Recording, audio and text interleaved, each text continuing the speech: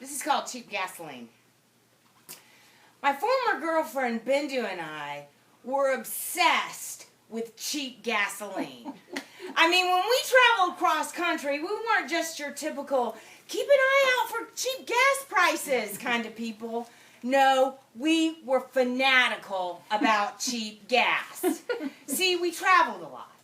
We'd moved to Detroit from Atlanta, and both of our families lived in the South, so we often found ourselves traveling cross-country for various reasons.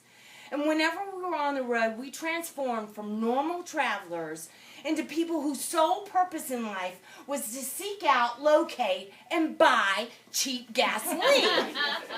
Well, you can imagine how elated we were when during one vacation that had us traveling from New Orleans to Montgomery, we saw a sign for extraordinarily cheap gas in Slidell, Louisiana.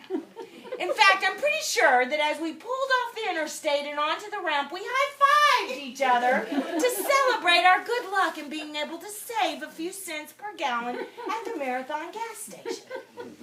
We filled up at the pump. Then we pulled the car into a parking space in front of the gas station convenience store and went inside to visit the women's restroom. I was sitting on the toilet, and everything was going about the way you'd expected things to go in a women's bathroom when I heard Bindu's toilet flush. And with that flushing sound, there was another loud and strange noise, something that sounded like metal dropping, and suddenly Bindu yells, "No! Bob!" Okay, she didn't say buck, of course. She dropped the F-bomb. But the thing is, Bindu doesn't curse like that. I curse like that. Bindu doesn't curse like that. She's very proper and polite, and she never just randomly and loudly dropped the F-bomb, which is what she started doing. No! Buck! Buck! Buck! No! Buck! I mean, by now, she was just dropping the F-bomb like it was some kind of mantra. I've already asked her, "What's wrong? What happened? Are you okay?" But she didn't reply. She just kept yelling and then banging on something. So while I'm trying to finish my business and pull my pants up, I'm doing that thing you do where you try to imagine what's happening when you have absolutely no clue what's happening. And I'm like, Lord, the toilet just broke and crumbled beneath her. Now think about that for a minute. Have you ever known an industrial toilet to crumble beneath the weight of a woman who maybe maxes out at 125 pounds? Yeah, neither have I, but still, in that moment, I was just convinced that somehow Bindu had broken the toilet. Well, Bindu was still yelling buck, to which she's added more curse words in a kind of incoherent string of obscenities. So I didn't even wait to get my pants up good. I just barged out of the stall with my pants unzipped and falling down around my knees. What? What happened? I asked, and Bindu opened the door to her stall. As soon as she sees me, she starts bawling. I mean, crying some seriously heartbreaking tears. And as distressful as it was that she was crying, I'll admit, I was relieved. Because A, she clearly wasn't physically hurt. I mean, there wasn't blood everywhere or anything. And B, the toilet was completely intact. Actually, the whole stall area looked perfectly normal. In fact, the only suspicious thing was Bindu's clothes were splattered with water stains, and her hands were soaking wet. Now, ladies and gentlemen who enjoy wearing super tight skinny jeans, my advice to you is this. Never place a few keys from your keychain in your pocket and let the rest of the keys hang outside of it. Simply because the entire keychain is too bulky to cram all the way down into your oh-so-tight and sexy jeans. If you do this, when you go to the bathroom and begin to pull up your pants, your car keys might just slip out of your pocket and fall into the toilet at the exact moment when you flush said toilet.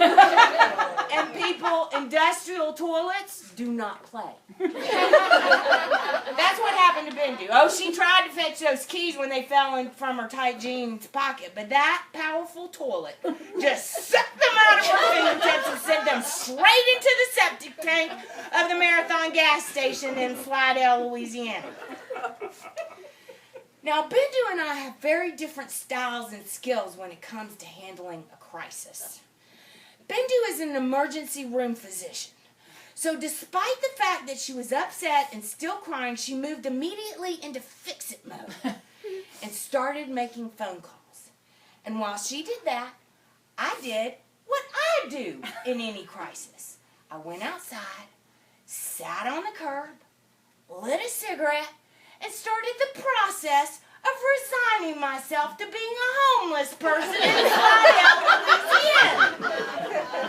As I took that first long drag, all I could think was, man, this is gonna suck. Now I know what y'all are thinking. Big deal. So you lost your keys to an industrial toilet in Slidell.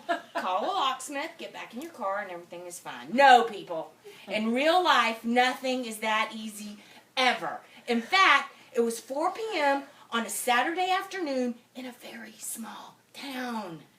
Bindu had to be at work in Detroit on Monday morning. And we were already pushing the travel itinerary by planning to stay at my parents' that night in Montgomery. We needed to be on the road by Sunday morning because it's a 14-hour drive from Montgomery to Detroit. So we couldn't just loll around in Slidell for 2 nights at a cheap hotel and wait for good people of Slidell to get back to work again on Monday morning. We had to get on the road. All the locksmiths in Slidell, both of them, were technically closed. And the one that we got on the phone informed us that while he could get into the car, we needed a key code for him to make the correct key because, no, we don't have a valet key in the car. By this time, Bindu's moved from being upset to being in, I'm a professional, I will fix this mode. And she's figured out what we needed to do. Get to the Hyundai car dealership, which is located 20 miles in a neighboring small town, and hope like hell they can make a key that will crank my 2005 Sonata. After a few attempts, we finally persuaded a cab company to agree to pick us up from the Marathon. And at 4:15 p.m., we were off to the dealership, which we had been informed would close at 5 o'clock that afternoon. We immediately befriended the cabbie. And before the 30-minute cab ride was over, she knew all about our dilemma. When she pulled into the parking lot of the car dealership, the cabbie said she'd wait for us. And because she liked us, knew we were in a bind, she'd even stop to meet her. We ran into the customer service area of the dealership, and there we found Michael, a shaggy, blonde-headed teenage boy in front of a computer. Now, Michael was not the kind of young person who inspired a lot of confidence in a customer during a crisis. When presented with our problem, Michael was unmoved and basically appeared to be very bored. He sighed, slowly turned to the computer and typed in a few keys. Then he pressed his lips together. "The computer system is down," he said. And that's it. "What do you mean the computer is down?" Michael shrugged his shoulders and just sort of threw his hands in the air. "Well, the computer's down, which means I can't run a search for your key code." "Was there anything you can do?" Bindu asked. And Michael got stuck on that syllable because suddenly a little bell jingled. You know the kind of bell that they put on store doors so you know someone is coming inside? Well, that kind of bell made a sound, and in walked my mom. Okay. It wasn't my mom. But it was an older lady with perfectly styled white hair like my mama. And she had my mama's confident, take-charge attitude about her. Bindu and I stepped aside to let her talk with Michael, but we were unwilling to leave. It was 4:47 p.m. We had to figure something out. The lady was there to pick up her car mats, and Michael called for someone in the back to bring them to the desk. We started talking to Michael again, pressing him, asking again if there was anything he could do. "What exactly is the problem here?" the lady asked. Yes, it did seem a little odd and a fraction rude that she'd butt into our business like that, but Michael And Bindu and I were no doubt under the spell of her unspoken yet palpable powers. She remained silent, with a calm expression on her face as she listened to the complicated set of obstacles we were facing. When Bindu and I had finished our explanation, she looked at Michael and said, "Well, young man, it appears you're going to have to go the extra mile to help these two ladies. I'm just certain there's something you can do to resolve their problem." And with that, she turned on her Sunday church high heels and left. Now, I don't know what happened to Michael during this exchange with the mama lady, but suddenly he was transformed from a bored and basically useless teenager into a young man with a mission. "I've got it," Michael said, and he seemed suddenly livelier and lit up. In fact, it was like he had some fiery aura of inspiration come over him.